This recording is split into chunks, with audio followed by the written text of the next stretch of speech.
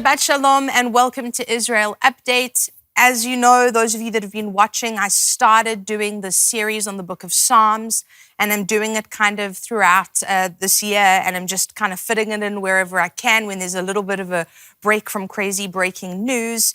But I'm going to start today with Psalm chapter 34. I will extol the Lord at all times. His praise will always be on my lips. My soul will boast in the Lord. Let the afflicted hear and rejoice. Glorify the Lord with me. Let us exalt his name together. I sought the Lord and he answered me. He delivered me from all my fears. Those who look to him are radiant. Their faces are never covered with shame. This poor man called and the Lord heard him. He saved him out of all his troubles. The angel of the Lord encamps around those who fear him and he delivers them. Taste and see that the Lord is good.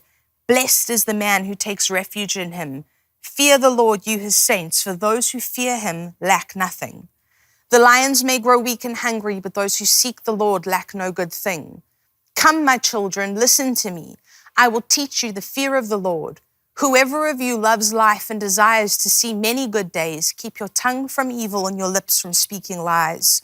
Turn from evil and do good, seek peace and pursue it. The eyes of the Lord are on the righteous, and his ears are attentive to their cry. The face of the Lord is against those who do evil, to cut off the memory of them from the earth. The righteous cry out, and the Lord hears them. He delivers them from all their troubles. The Lord is close to the brokenhearted and saves those who are crushed in spirit. A righteous man may have many troubles, but the Lord delivers him from them all. He protects all his bones, not one of them will be broken. Evil will slay the wicked. The foes of the righteous will be condemned. The Lord redeems his servants. No one will be condemned who takes refuge in him. Now, I know I just read through that whole thing, but I want this to become personal for you. David wrote this at a time when he was trying to escape from Abimelech, and he was pretending to be insane at the time, trying to escape with his life, but that's a whole other story. But even though these words were penned thousands of years ago, there's personal meat that we can take from it. Verse 4 says, I sought the Lord and he answered me. He delivered me from all my fears. I don't know about you, but I know that I've struggled with a bunch of fears. This is not a joke for me. You know, I went on a hike the other day, which was a terrible experience, but I burned a lot of calories, so huzzah. But there was a point in the hike when the pathway was kind of narrow and it was like a drop on the side, and I've got a very intense fear of heights. And the friend of mine one of the friends, there was a group of us that went, but one of them who went, she grew up in the mountains of Switzerland and is much akin to a little yodeling Swiss mountain goat. So she frolicked along and had absolutely no trouble. And I almost had a panic attack. So that was fun because I looked and then I was trying to hold onto the side of the wall and was sort of staggering along, keeping the whole group up because of my fear of heights. And I thought about this and I was like, you know, I have to be able to, and I did it. I pushed through. Part of me wanted to turn back very close, and I was like, no, we're not going to let the group down. You also want to get through this so that you can burn the calories, so let's keep going. But, you know, in those moments, I thought about it, and I was like, you know, the fear that I'm feeling right now, which is probably irrational because the chances of me actually falling down the hill and perishing are quite minimal, but that fear felt so real to me. And I thought about David and thought about how the fear that he must have been feeling when he penned so many of these Psalms would have been far more intense because there really were people trying to kill him. And I don't know what it is that you struggle with. I don't know what fears you might face. But what the scripture tells us, what the book of Psalms tells us here, is that we seek God in these moments. He answers us and delivers us from our fears. Then verse 7, kind of thinking about the same kind of topic. The angel of the Lord encamps around those who fear him and he delivers them. And I thought about it and I was like, you know, it's a pretty good thought to me to think, well, if I did slip, maybe there's an angel hanging out or just kind of shove me back onto the path. Then I got freaked out thinking about that. Anyway, the point is the angel of the Lord does provide protection. We know this. We'll get to Psalm 91 at some point, but we know this, that he who dwells in the shelter of the Most High will rest in the shadow of the Almighty.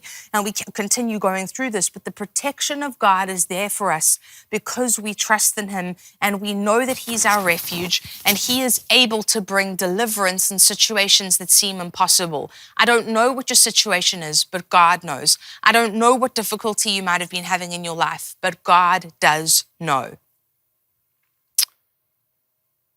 Verse 11, come, my children, listen to me. I will teach you the fear of the Lord.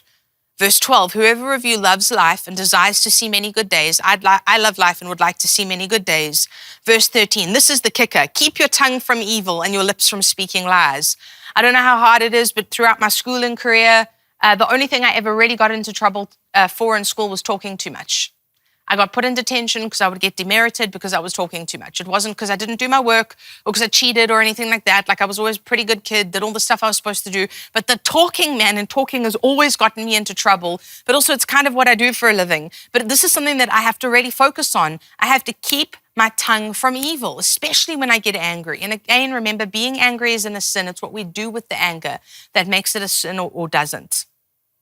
But for all of us, we're being told again, we have to keep our tongues from evil, and that can be hard, especially when we feel like we're in the right. But that doesn't give us the right necessarily to just sort of run off and say terrible things about whoever it is that we want. And I'm going to be honest with you, over the last couple of months, I have said many an awful thing to a Spectrum representative that I should not have said, because good pastors' children and good pastors are not supposed to say those sorts of things to Spectrum representatives, but then they lose their Lebanese temper and they say things they shouldn't. And then they think about this psalm.